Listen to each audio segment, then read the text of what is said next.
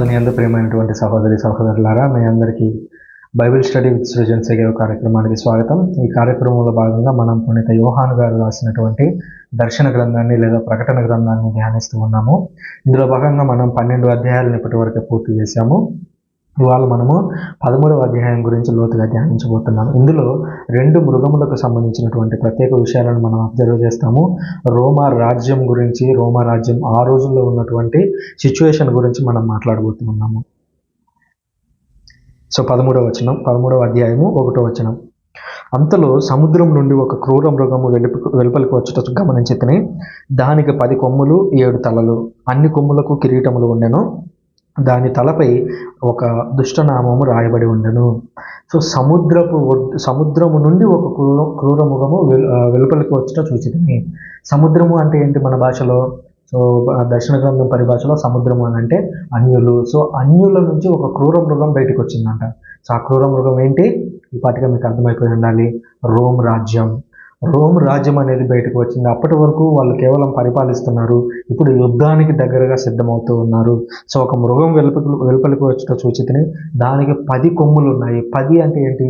పరిపూర్ణ సంఖ్య. 10 కొమ్ములు అని అంటే బలం సంపూర్తిగా ఉంది.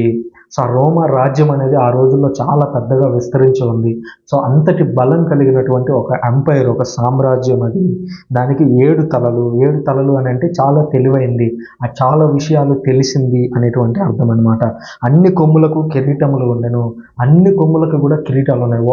ఒక్కొక్క కిరీటానికి ఒక్కొక్క కొమ్ముకి ఒక్కొక్క కిరీటం ఉంది అని అంటే దానికి ఎంత పవర్ ఉంది, ఎంత స్ట్రాంగ్ పవర్ ఉంది అనేది మనం అర్థం చేసుకోవచ్చు. దాని తలపై ఒక దుష్టనామము రాయబడి ఉండెను. దాని తల మీద ఒక దుష్టనామం ఉంది అని అంట. సో దాన్ని బట్టి ఏమర్థమవుతుంది? సో ఇది వస్తున్నది ఒక అన్యులకు సంబంధించినటువంటి రాజ్యము, అన్యులకు సంబంధించినటువంటి రాజు. అన్యులు వచ్చి దాడి చేయబోతున్నారు. దుష్టనామము అని అన్నారంటే అర్థం చేసుకోవాల్సింది ఏంటంటే అది చెడును తీసుకురాబోతుంది అనేటువంటి విషయాన్ని మనం అర్థం చేసుకోవాలి. 2వ వచనంలో, ఆ మృగము ఒక చిరుత పులి వలె ఉండుట గమనించితిని. దాని పాదములు ఎలుగు వంటి పాదములను పోలి ఉండెను. నోరు సింహపు నోటి వలె ఉండెను. ఆ భయంకర సర్పము తన శక్తిని, సింహాసనమును, విస్తారమైన అధికారమును ఆ మృగమునకు వసగెను. ఇక్కడ 2 అబ్జర్వ్ చేయండి. ఈ 12వ అధ్యాయం ఎండింగ్లో ఈ సర్పం ఏం చేసింది? సర్పము అని అంటే ఎవరు? సైతాను. ఈ సైతాన్ ఏం చేసింది? మరీ తల్లిని చంపాలని చూసింది, మరీ తల్లిని ఇబ్బందులు పెట్టాలని చూసింది, యేసుక్రీస్తుని చంపాలని చూసింది, యేసుక్రీస్తు శిష్యులను కూడా చంపాలని చూసింది. అదంతా సాధ్యం కాకపోవడంతో చివరికి వెళ్ళి సముద్రపు ఒడ్డున నిలిచింది, అనగా అన్యులకు దగ్గరగా నిలిచింది.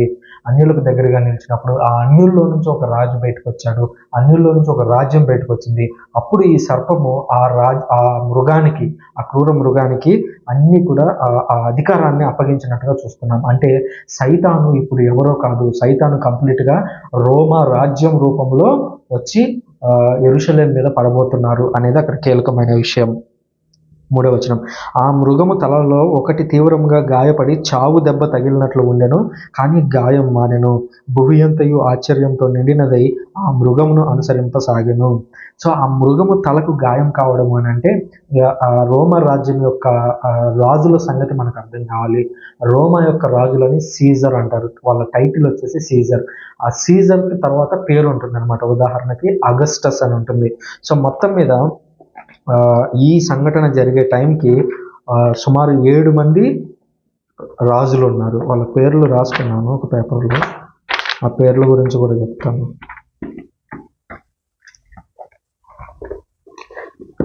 రైట్.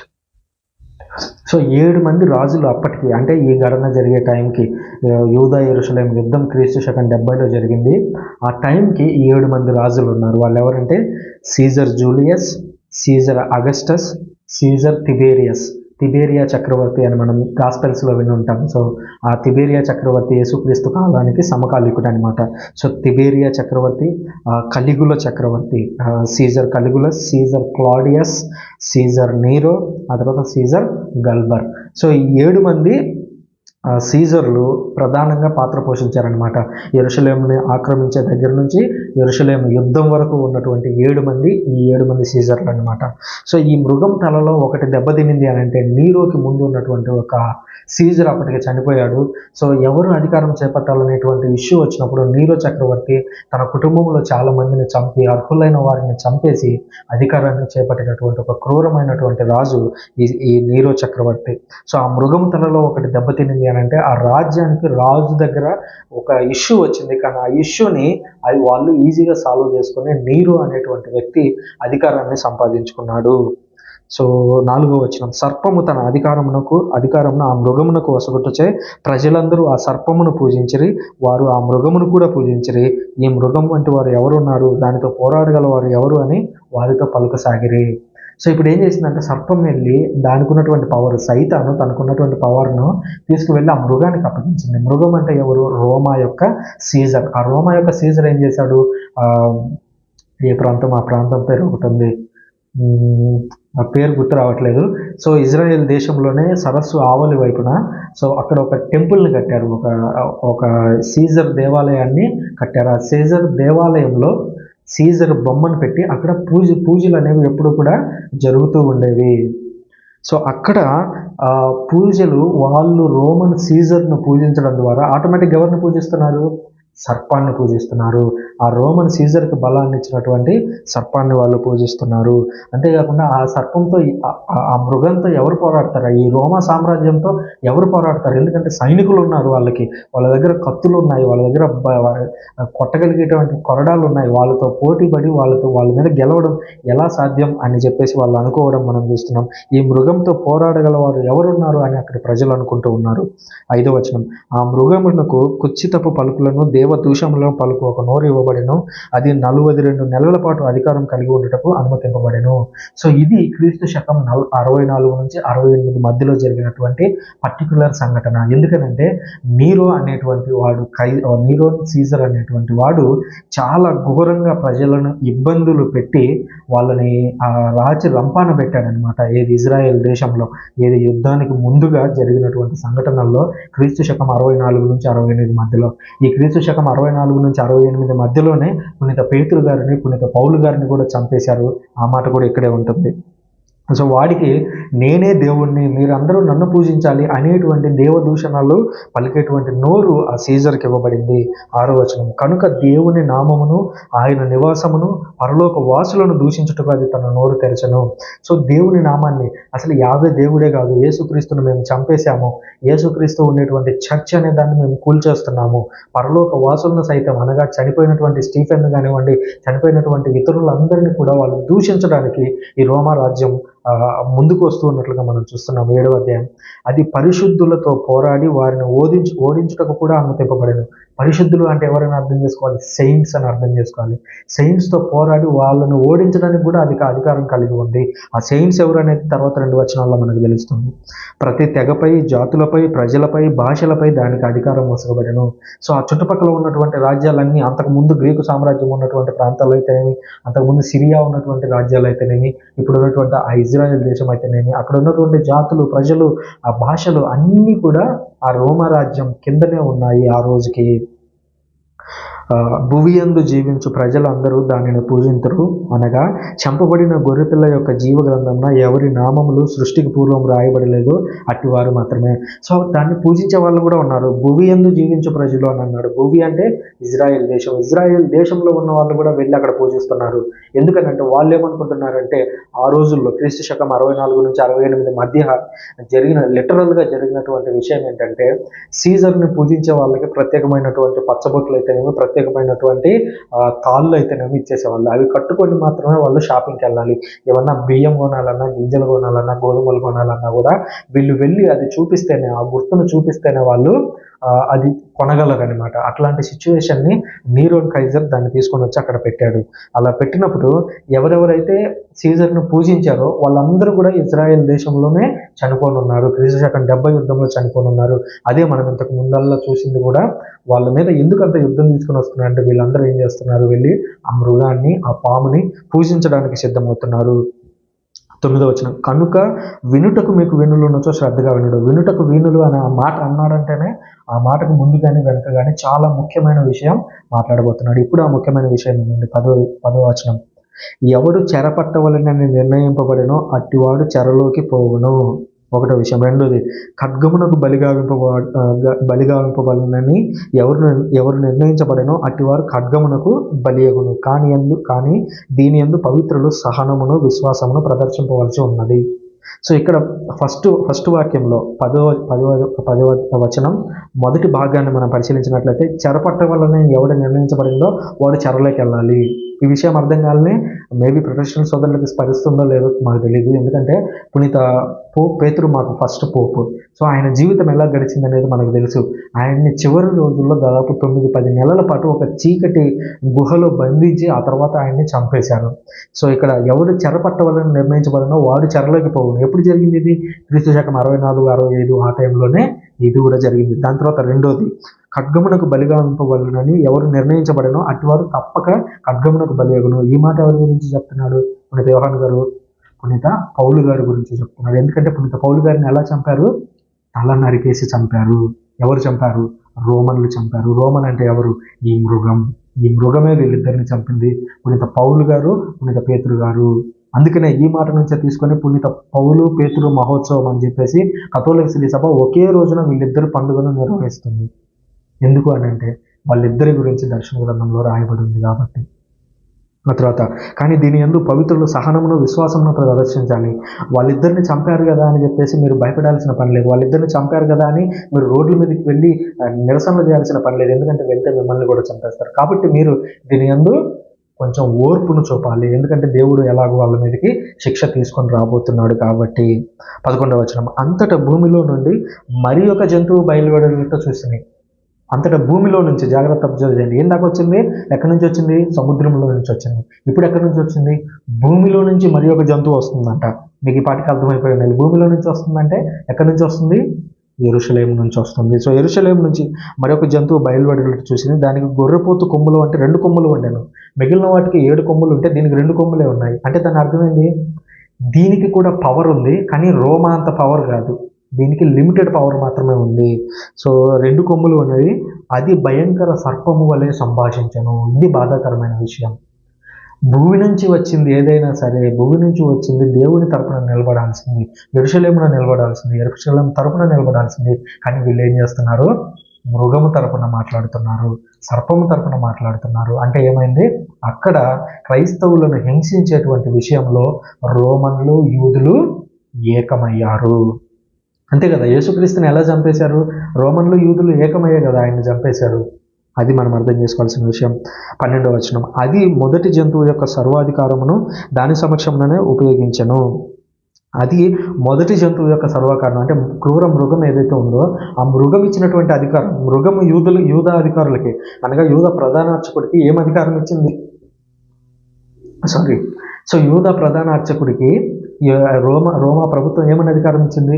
సరే, ఎవరైనా సరే రోమా రాజ్యానికి వ్యతిరేకంగా మాట్లాడుతున్నట్లయితే, సీజర్కు వ్యతిరేకంగా మాట్లాడుతున్నట్లయితే, సీజర్ను పూజించిన వాళ్ళు ఎవరైనా ఉన్నట్లయితే వాళ్ళని తీసుకొని మాకు అప్పగియండి అని అంటే ఈ అపోస్తల చర్యలు మొత్తం చదవండి, ఇదే ఉంటుంది.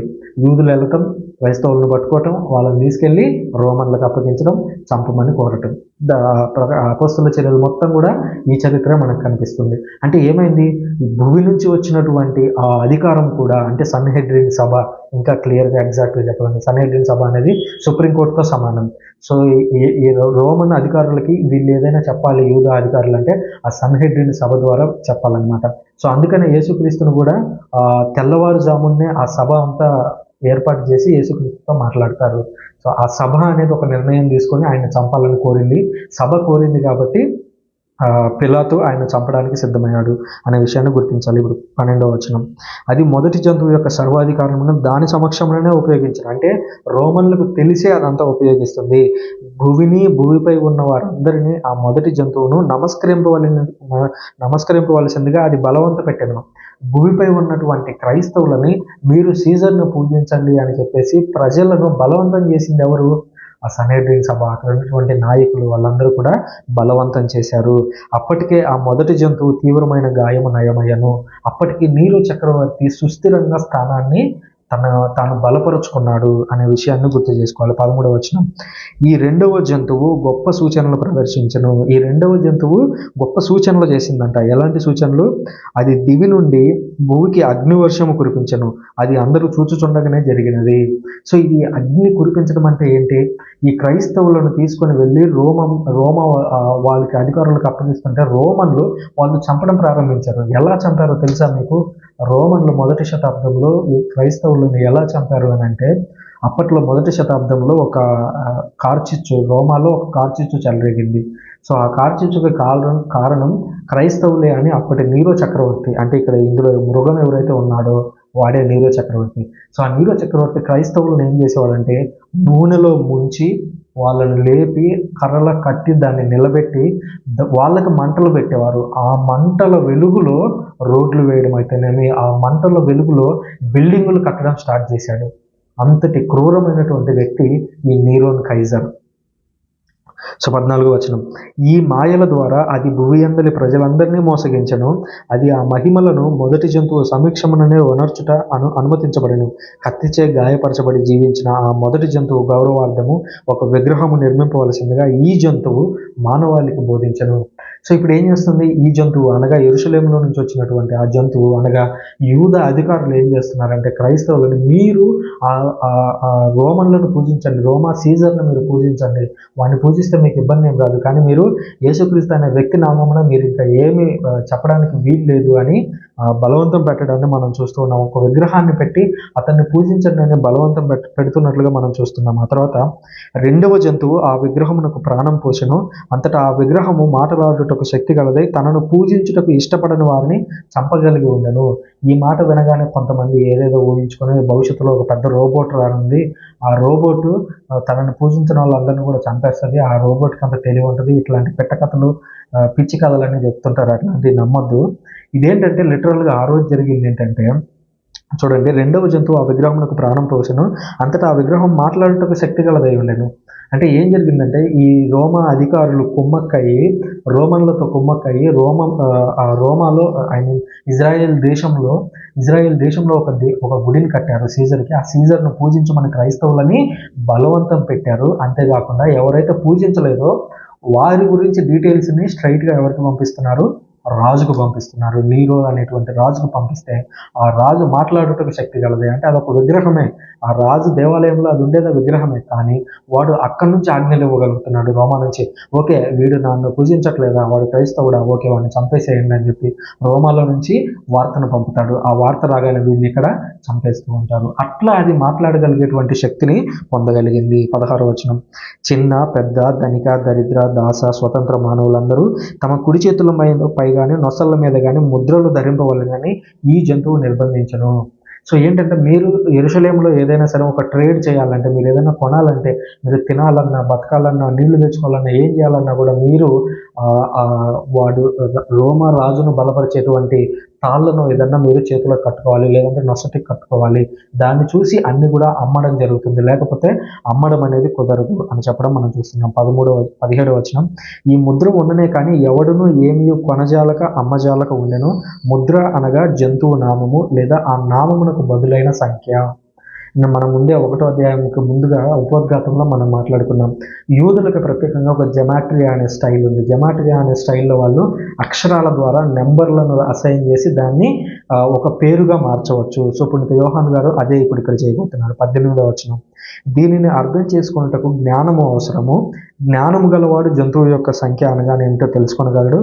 ఏలైనా ఆ సంఖ్య ఒక మనుషుని సంఖ్యయే. ఆ సంఖ్య 666. ఎంత గొప్పగా ఆయన ఒక దాచిపెడుతున్నాడు, ప్లస్ యూదులకు చూపిస్తున్నాడు నెంబర్ ఏంటి అనేది, ఎట్లా అనేది. చూడండి, ఫస్ట్ది దీన్ని అర్థం చేసుకుంటారు జ్ఞానం అవసరం. సో జ్ఞానము అన్నాడంటేనే మామూలుగా దీని మీద ఉన్నట్టు చదవకూడదు.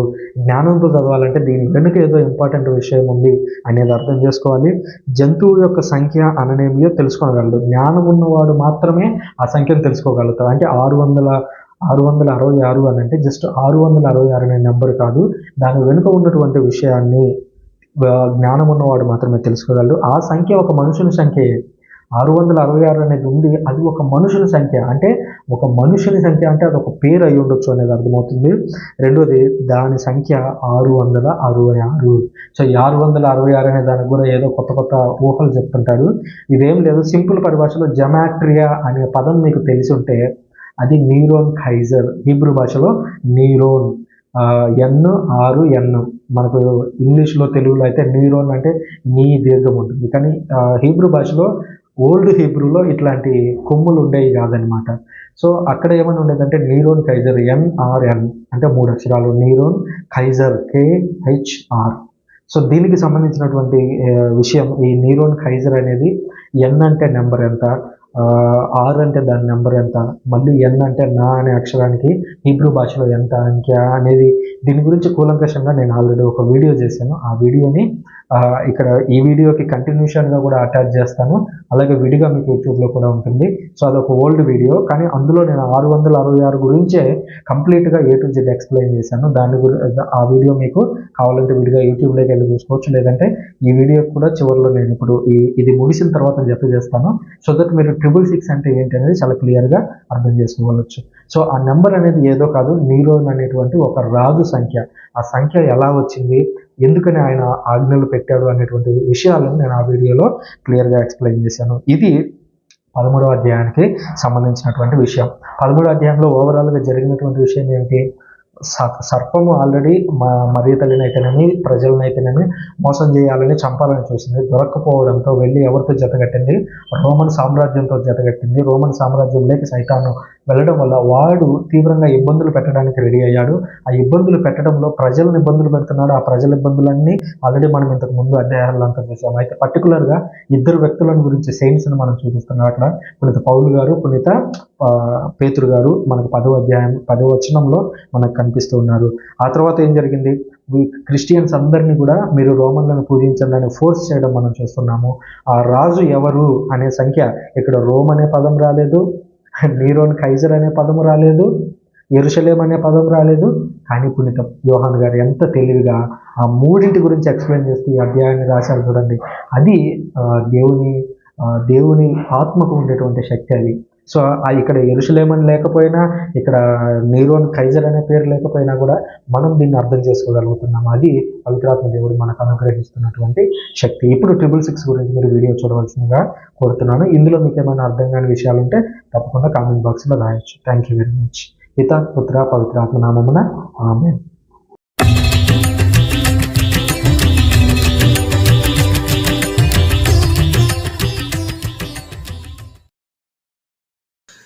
క్రీస్తునాథ్ మీ యందు ప్రియమైనటువంటి సహోదరి సహోదరులారా, ఈరోజు నేను మీ ముందుకు ఒక విభిన్నమైనటువంటి అంశంతో ముందుకు రావాలని అనుకున్నాను. దానికి ఏ టాపిక్ అయితే బాగుంటుంది, ఎక్కువ మంది తప్పుగా అర్థం చేసుకున్నటువంటి ఒక టాపిక్ని తీసుకొని దాని గురించి అవగాహన కలిగించడం వల్ల బైబిల్ మీద కొంచెం పట్టు పెరుగుతుంది చూసే వాళ్ళందరికీ అని చెప్పేసి ఈ కొత్త టాపిక్ని తీసుకొని వస్తూ ఉన్నాను. ఇది బైబిల్ బాగా పరిచయం ఉన్న వాళ్ళందరికీ ప్రత్యేకంగా పరిచయం చేయాల్సిన అక్కర్లేనటువంటి ఒక టాపిక్. ప్రకటన గ్రంథం లేదా దర్శన గ్రంథంలో 666 అనే నెంబర్, 666 666 అనే నెంబర్ ఒక చోట మనకు కనిపిస్తుంది. దర్శన గ్రంథం 13వ అధ్యాయము 18వ వచనంలో మనకి ఈ మాట 666 అనే నెంబర్ కనిపిస్తుంది. అయితే ఈ నెంబరు వెనుక ఉన్నటువంటి అసలైనటువంటి భావాన్ని చాలామంది గుర్తించలేకపోతున్నారు. ఈవెన్ పెద్ద పెద్ద దైవ సేవకులుగా పిలువబడుతున్న వారు కూడా, ప్రస్తుత కాలంలో పెద్ద పెద్ద దైవ సేవకులుగా పిలువబడుతున్న వారు కూడా వీటి గురించి ఎన్నో తప్పుడు బోధల్ని ప్రజల్లోనికి తీసుకెళ్లారు. అసలు ముందు చరిత్ర గురించి అవగాహన లేనటువంటి వ్యక్తులు వాళ్ళకి ఇష్టం వచ్చినట్లుగా మాట్లాడడం వల్ల ఇట్లా జరిగింది అనేది నా అభిప్రాయం. ఇక విషయానికి వస్తే, దర్శన గ్రంథం 13వ అధ్యాయం మొత్తం కూడా ఈ 666 అనే నెంబర్ గురించే మాట్లాడుతూ ఉంది. చాలామంది ఏం చేస్తారంటే కేవలం ఆ మాట రాయబడినటువంటి 18వ అధ్యాయం 18వ వచనం మాత్రమే తీసుకొని మిగిలిన భాగాన్ని మొత్తం వదిలేయడం వల్ల అసలు ఎందుకు ఆ 666 అనే మాట వాడాల్సి వచ్చింది అనేది అర్థం కాకుండా పోతుంది.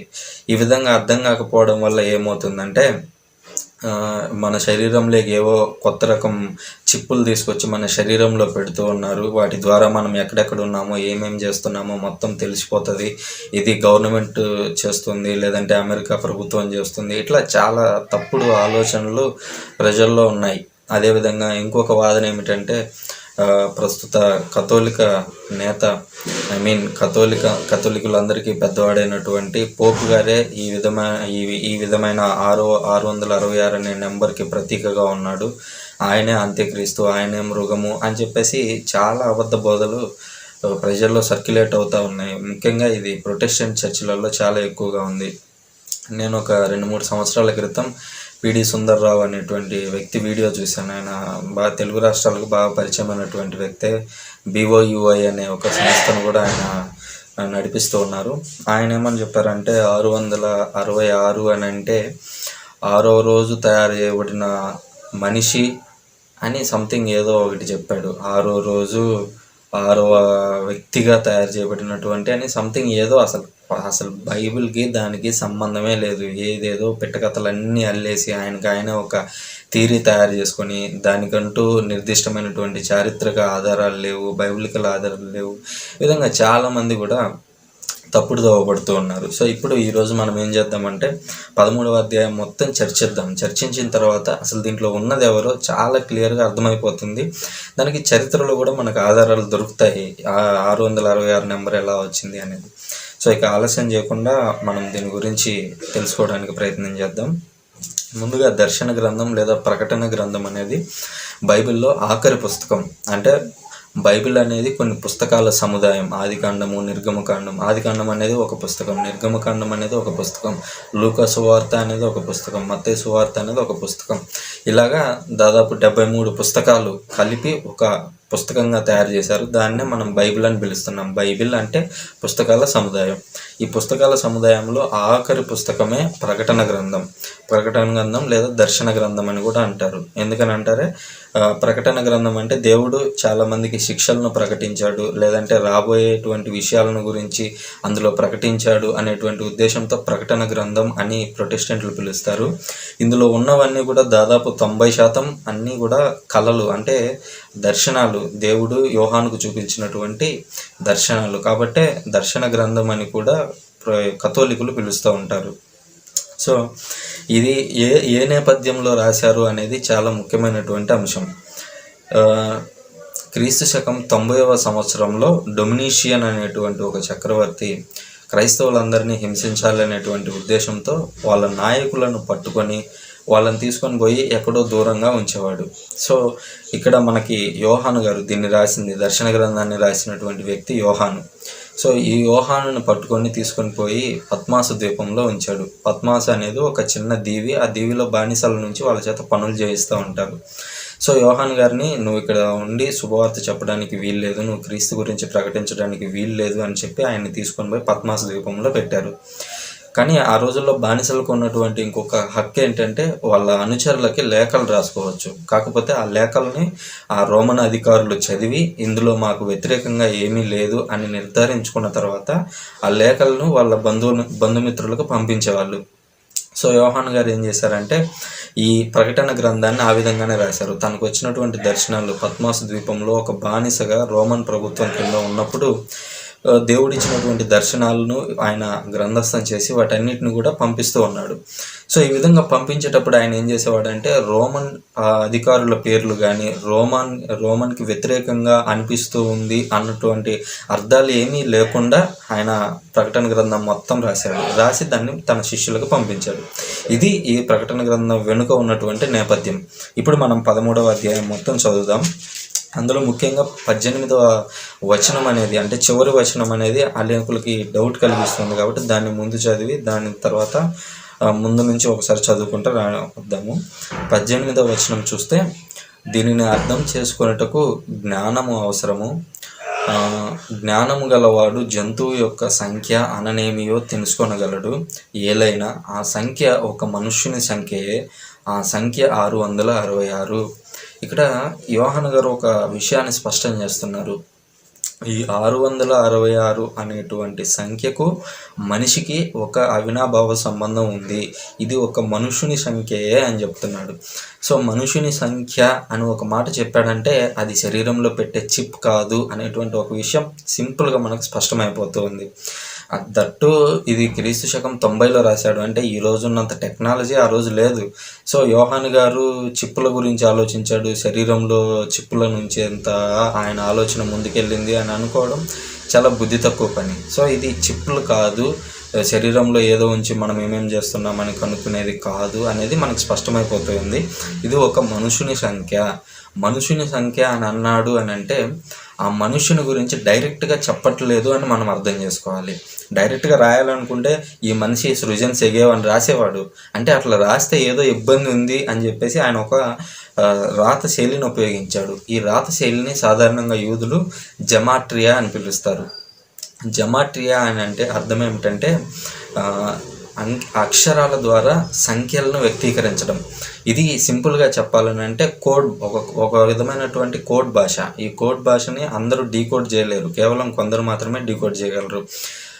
ఇంకా సింపుల్గా మనకు అర్థమయ్యేలాగా చెప్పాలంటే ఈ రోజుల్లో మనం ఈ కాంపిటేటివ్ ఎగ్జామ్స్ అటెండ్ అవుతూ ఉంటాము. ఆ కాంపిటేటివ్ ఎగ్జామ్స్లో ఒక పదం ఇస్తాడు, CAT క్యాట్ అని ఇచ్చి ఆ క్యాట్ సికి ఒక నెంబర్ అసైన్ చేస్తాడు. సి అంటే 6, తర్వాత ఏ అంటే 4, తర్వాత టీ అంటే 7. ఈ విధంగా CAT = ఇంత అయినప్పుడు దాన్నే KAT అని రాస్తే ఎంత వస్తుంది అంటే K అనే నెంబర్కి ఎంత సంఖ్య అవసరం అవుతుంది అని. ఇంకా మనకు అర్థమయ్యేలాగా చెప్పాలని అంటే ఏ అంటే 1, B అంటే 2, C అంటే 3. ఈ విధంగా మనం నెంబర్స్ డిజైన్ చేసుకొని ప్రతి అక్షరానికి, ఇంగ్లీష్ లెటర్కి అక్షరాలకి నెంబర్స్ అసైన్ చేసుకొని వాటిని యాడ్ చేయడం ద్వారా వచ్చిన నెంబర్ని మనం కాంపిటేటివ్ ఎగ్జామ్స్లో సాధారణంగా రాస్తూ ఉంటాము. సో ఇక్కడ కూడా యోహాను గారు అదే ఉపయోగించారు. ఈ రోజుల్లో ఏంటంటే కాంపిటేటివ్ ఎగ్జామ్స్ వచ్చినాయి, దట్టు టెక్నాలజీ బాగా డెవలప్ అయింది కాబట్టి మనకు ఈజీగా అర్థమైపోతుంది. కానీ 2000 సంవత్సరాల క్రితం ఈ కోడ్ భాష అనేది చాలా తక్కువ మందికి తెలిసింది. సో అది అందరికీ తెలిసేటువంటి అవకాశమే ఆ రోజుల్లో లేదు. సో అది యోహాను గారు ఎందుకు ఆ విధంగా జమాట్రియా అనేటువంటి ఒక శైలిని రాయగలిగారు అనే డౌట్ కూడా మనకు రావాలి. అది ఎందుకని అంటే ఇప్పుడు మనం ఇంగ్లీష్ కానీ మన తెలుగు అక్షరాలు కానీ తీసుకుంటే తెలుగు రాయడానికి ఈలు ఉన్నాయి, లేదా ఇంగ్లీష్ రాయడానికి ABCDలు ఉన్నాయి. అదేవిధంగా ఇంగ్లీష్లో కానీ తెలుగులో కానీ మనం అంకెలను సూచించాలంటే మనకు ప్రత్యేకంగా నెంబర్స్ ఉన్నాయి, 1 2 3 4, 1 2 3 4 ఇట్లా. అంటే అంకెలు అక్షరాలు రెండు వేరువేరు. కానీ హీబ్రూ భాషలో అక్షరాలు అంకెలు రెండు వేరువేరు కాదు, రెండు ఒకటే. ఆల్ఫా, అలెఫ్, బెట్, గెమెల్ అని ఈ ABCDలు వాళ్ళకు ప్రారంభమవుతాయి. సో అందులో అలెఫ్ అంటే 1, తర్వాత బెట్ అంటే 2, తర్వాత గిమెల్ అంటే 3. సో ఈ విధంగా వాళ్ళు వాటినే యాడ్ చేసుకుంటూ వాళ్ళు అక్షరాలు నెంబర్స్ని రాస్తారు. ఫర్ ఎగ్జాంపుల్ 12 అని రాయాలంటే అలెఫ్, బెట్ అనే 2 అక్షరాలు పక్కపక్కన రాస్తే అది 1, ఇది 2 కలిపితే 12. ఈ విధంగా వాళ్ళు రాస్తారు. సో దాన్నే జమాట్రియా శైలిగా పిలవచ్చు. ఈ జమాట్రియా శైలి అనేది యూదులకు మాత్రమే పరిచయం ఉన్నటువంటిది. యూదులకి ప్లస్ అరబిక్లకు కూడా. ఎందుకంటే అరబిక్ ప్లస్ యూదా, అరమాయిక్ ఈ 3 భాషలు ఒకే కుటుంబానికి చెందినవి. అంటే భాషా వర్గం ఒకటే కాబట్టి ఈ 3 భాషలు అయితే అర్థం చేసుకోగలరు. కానీ రోమన్ వాళ్ళ భాష కంప్లీట్ డిఫరెంట్ కాబట్టి ఇతను యోహాన్ రాసినటువంటి సంఖ్యను అతను అర్థం చేసుకోలేక ఇదేదోలే వాళ్ళ నెంబర్ ఏదో రాసుకున్నాడులే, వాళ్ళు ఏయో పిచ్చోళ్ళ లెక్కలే అని చెప్పేసి వాళ్ళు ఆ లెటర్ని పర్మిషన్ ఇచ్చేసి వాళ్ళు బయటికి పంపించేశారు. బయటికి పంపించిన తర్వాత శిష్యులు దీన్ని గ్రంథస్థం చేసి ఈరోజు మనకు ముందు ఉంచారనమాట. సో ఇది ఈ గ్రంథం వెనుక ఉన్నటువంటి నేపథ్యం. ఇప్పుడు అసలు ఆ నెంబర్ ఎందుకు రాశాడో మనకు తెలియాలి అని అంటే చరిత్ర కూడా తెలియాలి. ఆ చరిత్ర తెలియడానికి కూడా ఈ బైబిల్ గ్రంథంలోనే మనకు ఒక ఆధారం ఉంటుంది. చూడండి, ఇక్కడ చూడొచ్చు మనము 3వ వచనం, 13వ అధ్యాయము 3వ వచనం నుంచి మనం చూడవచ్చు. ఆ జంతువు తలలో ఒకటి నరకబడినట్లు ఉండెను, కానీ గాయం మాని ఉండెను. భువి అంతయు ఆశ్చర్యంతో నిండినే ఆ మృగమును అనుసరింపసాగెను. 4వ వచనం, సర్పము తన అధికారమును ఆ మృగమునకు వసుగుట్టచే ప్రజలందరూ ఆ సర్పమును పూజించిరి, వారు ఆ మృగమును కూడా పూజించిరి. ఈ జంతువు వంటి వారు ఎక్కడున్నారు, దానితో పోరాడగల వారు ఎవరు అని పలుకసాగిరి. 5వ వచనం, ఆ మృగమునకు డంబపు మాటలను దేవదూషణములను పలుకు ఒక నోరు ఇవ్వబడెను, అది 42 నెలల పాటు అధికారం కలిగి ఉండుటకు అనుమతింపబడెను. 6వ వచనం, కనుక దేవునిని, ఆయన నామమును, ఆయన నివాసమును, పరలోక వాసులను దూషించుటకు అది తన నోరు తెరిచెను. ఈ విషయాలన్నీ చూస్తూ ఉంటే ఈ మృగం గురించి ఏదైతే 18వ వచనంలో 666 అనే నెంబర్ని చెప్పి ఆ నెంబర్కి ఒక మృగాన్ని అసైన్ చేశాడో ఆ మృగం గురించే ఇక్కడ వివరిస్తూ ఉన్నాడు. ఇక్కడ ఏమని చెప్తూ ఉన్నాడంటే, ఆ జంతువు తలలలో ఒకటి నరకబడినట్లుగా ఉందంట, భూమి అంతా కూడా ఆశ్చర్యకరంగా చూస్తూ ఉందంట. రోమా అనగానే మనకు గుర్తు రావాల్సింది సీజర్లు అంటే అక్కడ ఉండేటువంటి రాజులు.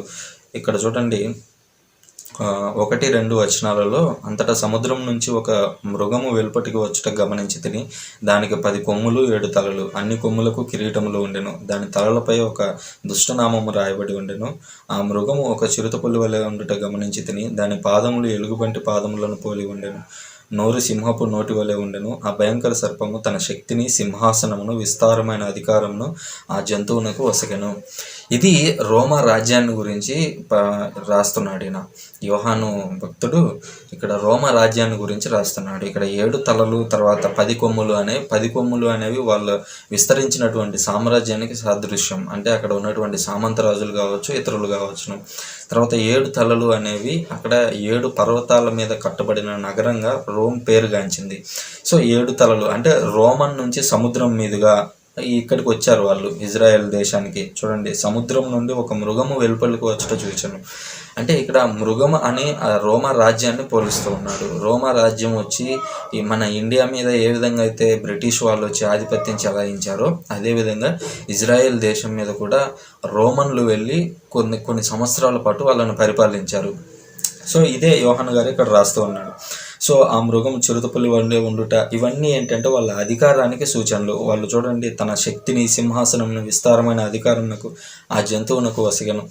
ఇప్పుడు యూదుల్లో ఉన్నటువంటి ఒక సాధారణమైనటువంటి విశ్వాసం ఏమిటి అని అంటే, మొట్టమొదట మానవుడు సర్పం ద్వారా పడిపోయాడు. అంటే మనం ఆదికాండంలో దాన్ని చూడవచ్చు. సర్పము ఆదాము అవ్వల దగ్గరకు వచ్చి వాళ్ళకు ఒక పండు తినమని చెప్పడం, ఇదంతా యూదుల్లో బాగా బలంగా నాటుకొని పోయి ఉంటుంది. వాళ్ళు ఏం చేస్తారంటే సర్పం అనే ప్రతి దాన్ని కూడా సాతాను కోసం ఉపయోగిస్తారు. అంటే సాతానుడే ఒక సర్ప రూపంలో అంటే మనల్ని పడేసే విధంగా ఎప్పుడు వాడు ఉంటాడు అనేటువంటి ఒక ఆలోచనలో వాళ్ళు ఎప్పుడూ ఉంటారు. ఎందుకంటే అది వాళ్ళు చిన్నప్పటి నుంచి టీచ్ చేయబడినటువంటి అంశం. సో వాళ్ళు ప్రతి దాంట్లో దాన్ని వెతుక్కోవడానికి ప్రయత్నిస్తారు. సో ఇక్కడ యోహాన్ గారు కూడా అదే చేస్తూ ఉన్నాడు. తర్వాత చూడండి, ఆ సర్పాన్ని పూజిస్తూ ఉన్నారంట. ప్రజలందరూ కూడా ఆ సర్పాన్ని పూజిస్తున్నారు. ఈ జంతువు వంటి వారు ఎవరున్నారు, దీంతో పోరాడగల వారు ఎవరున్నారు, ఇదే ఆలోచించాలి. ఏంటంటే రోమా సామ్రాజ్యంలో ముఖ్యంగా మనకు 5 మంది చక్రవర్తుల పేర్లు చూడొచ్చు. 5 మంది ఎవరంటే, జూలియస్ సీజర్ అనేటి ఆయన క్రీస్తుపూర్వం 49 నుంచి 44 వరకు ఆయన పరిపాలించాడు. తర్వాత అగస్టస్ సీజర్ 31 నుంచి క్రీస్తుపూర్వం 31 నుంచి 14 వరకు ఆయన పరిపాలించాడు. తర్వాత 3వ సీజర్ తిబేరియస్ సీజర్, ఈయన క్రీస్తుపూర్వం 14 నుంచి 37 ఏడి అంటే క్రీస్తు శకం 37 వరకు పనిచేశాడు. అంటే యేసుక్రీస్తు కాలంలో ఉన్నటువంటి చక్రవర్తి ఈయనే, తిబేరియస్ చక్రవర్తి. తర్వాత కలిగుల జైన్స్ చక్రవర్తి, ఈయన క్రీస్తు శకం 37 నుంచి 41 వరకు పనిచేశాడు. తర్వాత క్లాడియస్ అనే చక్రవర్తి 41 నుంచి 54 వరకు పనిచేశాడు. తర్వాత నీరో చక్రవర్తి, ఈ నీరో అనే చక్రవర్తి మనం ఇప్పటి వరకు మాట్లాడుకుంటున్నటువంటి ఈ మృగం, అది ఎలాగనేది మనకు ముందు తెలుస్తుంది. ఈ నీరో అనే చక్రవర్తి 6వ చక్రవర్తిగా 54వ సంవత్సరం నుంచి 68 వరకు పనిచేశాడు. ఇక్కడ ఏం చేశాడంటే ఇతను 64వ సంవత్సరం నుంచి క్రైస్తవుల్ని దారుణంగా హింసించడం మొదలుపెట్టాడు.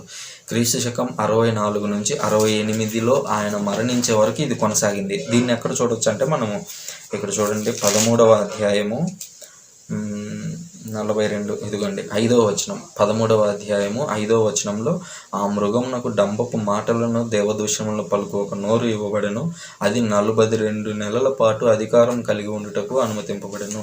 ఇక్కడ 42 అనే మాటను మనం గుర్తించాలి. 42 నెలల కాలం అనేది క్రీస్తు శకం 64 నుంచి జూన్ 68 అతని మరణం వరకు కొనసాగింది. ఈ 4 సంవత్సరాల్లో అతను చాలా దారుణంగా క్రైస్తవుల్ని హింసించాడు. హింసించి ఎంతగా హింసించేవాడంటే, ఒక ఉదాహరణ చెప్తాను మీకు, ఇంకా మనం కిందికి వస్తే అది అర్థమవుతుంది. ఇంకా చూడండి, కనుక దేవుణ్ణి, అతని నామమును, ఆయన నివాసమును, పరలోక వాసులను దూషించుటకు అది తన నోరు తెరచెను. ఇతను ఏం చేసేవాడంటే, మీకు దేవుడు అతను యేసుక్రీస్తో లేదంటే యెహోవా దేవుడో కాదు, నేనే మీకు దేవుణ్ణి, మీరందరూ నన్నే పూజించాలి అని చెప్పి ఇతను దేవుణ్ణి తిట్టేవాడు. యూదులకి దేవుణ్ణి తిట్టడం అనేది చాలా ఏమంటారు, చాలా వ్యతిరేకం. అది వాళ్ళు దేవుణ్ణి తిట్టడానికి సాహసించరు. అలాంటిది ఎవడో చక్రవర్తి వచ్చి మా దేవుణ్ణి తిడతాడా వీడు అని చెప్పేసి అనుకునేంతగా ఇతను తిడుతూ ఉన్నాడు. అందుకనే ఇక్కడ రాస్తున్నారు, అతని నామమును తిడుతున్నాడు, అంటే దేవుని నామమును తిడుతున్నాడు, ఆయన నివాసమును తిడుతున్నాడు. ఆయన నివాసం అనేది సాధారణంగా ఇజ్రాయెల్ దేశం. ఎందుకంటే ఇజ్రాయెల్ దేశంలో ఆయన మొట్టమొదట సొలొమోను ద్వారా గుడి నిర్మించుకున్నాడు, అంటే ఆలయాన్ని నిర్మించుకున్నాడు. సో అది ఆయన సొంత దేశంగా పిలుచుకుంటూ ఉంటారు చాలామంది ఇజ్రాయేలీలు కూడా. దేవుని సొంత భూమి ఏదని అంటే ఇజ్రాయెల్గా, పవిత్ర భూమి. ఈరోజు కూడా మనం చూస్తూ ఉంటాము, పవిత్ర భూమికి, హోలీ ప్లేస్కి మనం వెళ్తూ ఉన్నాము యాత్రలకు అని చెప్పేసి మనం చూస్తూ ఉంటాం. సో ఆ ఇజ్రాయెల్ దేశాన్ని అతను తిడుతూ ఉన్నాడు. తర్వాత చూడండి 7వ అధ్యాయం 7వ వచనం చూడండి, అది పరిశుద్ధులతో ప్రజలతో పోరాడి వారిని ఓడించుటకు కూడా అనుమతించబడెను. ప్రతి తెగ మీద, జాతుల మీద, ప్రజలు, భాషలపై దానికి అధికారం వసగబడెను. ఇక్కడ ఏంటంటే పరిశుద్ధులతో పోరాడడం అని అంటే, ఈ ఇజ్రాయేలీలందరూ కూడా తమను తాము పరిశుద్ధులుగా, మేము దేవుణ్ణి మాత్రమే ఆరాధిస్తున్నాము కాబట్టి మేమే పరిశుద్ధులం అనేటువంటి భావన వాళ్ళలో ఉండేది. సో మాతోనే పోరాడుతున్నాడు వీడు, ఈ చక్రవర్తి మాతో, అంటే క్రైస్తవులుగా మారిన వారు కావచ్చును, ప్లస్ అప్పుడు ఉన్నటువంటి యూదులు కావచ్చును, ఇద్దరికి థ్రెట్టే ఇతను. ఏ విధంగా అంటే, యూదులేమో యెహోవాను అనుసరించేవారు, యూదుల్లో ఒక వర్గం క్రీస్తు వైపుకి వచ్చారు. సో వీళ్ళిద్దరూ కూడా ఉమ్మడి శత్రువులే ఈ చక్రవర్తికి. సో ఇద్దరిని హింసిస్తూ ఉండేవాడు. తన పరిశుద్ధులతో, తన ప్రజలతో, తెగ మీద, జాతుల మీద 12 తెగలు ఉన్నాయి. 12 తెగల మీద అతని దాడులు కొనసాగుతూనే ఉన్నాయి. ఇదంతా కూడా ఈ 7వ వచనంలో రాశాడు. 8వ వచనం, భూమి యందు జీవించు ప్రజలందరూ దాన్ని పూజింతురు, అనగా చంపబడిన గొర్రెపిల్ల యొక్క జీవగ్రంథంలో ఎవరి మాటలు సృష్టికి పూర్వం రాయబడలేదో అట్టివారు మాత్రమే. ఇక్కడ ఏంటంటే ప్రజలందరూ కూడా ఆయన్ని పూజించాలి అనేటువంటి ఒక భావన వచ్చినప్పుడు, కొంతమంది ప్రాణాలు పోగొట్టుకోవడం ఇష్టం లేక ఏం చేస్తారంటే, సరే పూజిస్తామని చెప్పేసి అతన్ని పూజించడం ఆరంభిస్తారు. ఎవరైతే పూజిస్తారో వాళ్ళ పేర్లు జీవగ్రంథంలో రాయబడలేదు అంటే వాళ్ళు తప్పు చేస్తున్నారు. ఒక వ్యక్తిని దేవునిగా పూజించడం అనేది కరెక్ట్ కాదు, కానీ వాళ్ళు అది చేస్తున్నారు అనేటువంటి భావనలో యోహాను గారు రాస్తున్నారు. తర్వాత చూడండి 10వ వచనం, ఎవడు చెడపట్ట వలన నిర్ణయింపబడినో అటివాడు చెరలోనికి పోవును, ఖడ్గమునకు బలి గావింపబడవలనని ఎవడు నిర్ణయింపబడినో అటివాడు తప్పక ఖడ్గమునకు బలియగును. ఇది చాలా కీలకమైనటువంటి అంశం. 10వ వచనం 10వ వచనంలో చెరపట్టవలను అంటే జైల్లోకి వెళ్ళాల్సిన ఒక వ్యక్తి ఉన్నాడు. ఖడ్గంనకు బలి గావింపవలనట్టు, ఖడ్గానికి బలి కావాల్సిన వ్యక్తి ఇంకొక వ్యక్తి ఉన్నారు. వాళ్ళిద్దరు ఎవరో కాదు, పేతురు మరియు పౌలు గారు. పేతురు గారినేమో 9 నెలల పాటు చీకటి గదిలో బంధించారు. ఇక్కడ అదే రాస్తున్నారు ఈయన యోహాను, ఎవరు చెరపట్టవలనని అంటే ఎవరైతే జైల్లోనికి పంపించాలని నిర్ణయించబడినో అతను జైల్లోకి వెళ్ళిపోతాడు. పేతురు గారు వెళ్ళిపోయారు ఆల్రెడీ. తర్వాత ఖడ్గానికి బలైంది పునీత పౌలు గారు, అతనిని తల నరికేసి చంపేశారు. సో అది జరిగింది. ఈ 2 జరిగింది కూడా ఈ నీరో చక్రవర్తి కాలంలోనే, అంటే క్రీస్తు శకం 64 నుంచి 68 లోపు. తర్వాత అటివాడు ఖడ్గమునకు బలియగును, కానీ దీనికై పునీతుల సహనము, విశ్వాసం ప్రదర్శింపవలసి ఉన్నది. ఇతను రాశాడు ఏమనంటే, విశ్వాసాన్ని చూపించాలి, సహనాన్ని చూపించాలి. ఎందుకనంటే ఆ రోజుల్లో అసలు క్రిస్టియన్ అంటే ఇంకా చంపేయడమే, ఇంకొక ఆలోచన లేదు.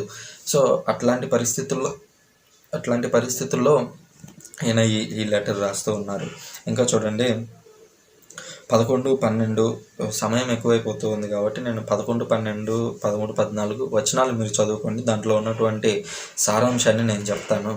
ఆ సారాంశం ఏమిటి అని అంటే, ఇతను ఈ నీరో చక్రవర్తి ప్రజలు ఇంకా నన్ను పూజించాల్సిందే అని ఒక ఆజ్ఞ తీసుకొని వచ్చాడు.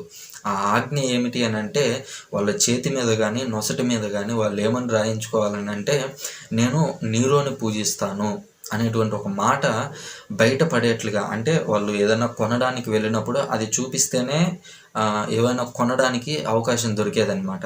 సో ఆ విధమైనటువంటి ఒక చర్యను తీసుకొని వచ్చాడు, ఒక చట్టాన్ని తీసుకొని వచ్చాడు.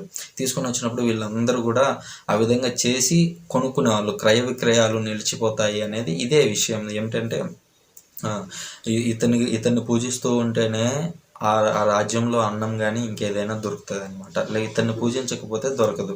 అయితే అప్పుడు కొంతమంది జెలట్స్ అని తిరుగుబాటుదారులు ఉన్నారు మన ఇజ్రాయెల్ దేశంలోనే.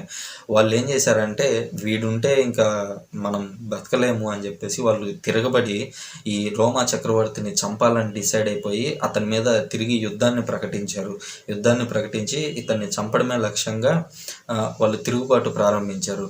ఆ తిరుగుబాటులో ఏమైందంటే కొద్దిపాటులో తప్పించుకున్నాడు నీరో చక్రవర్తి.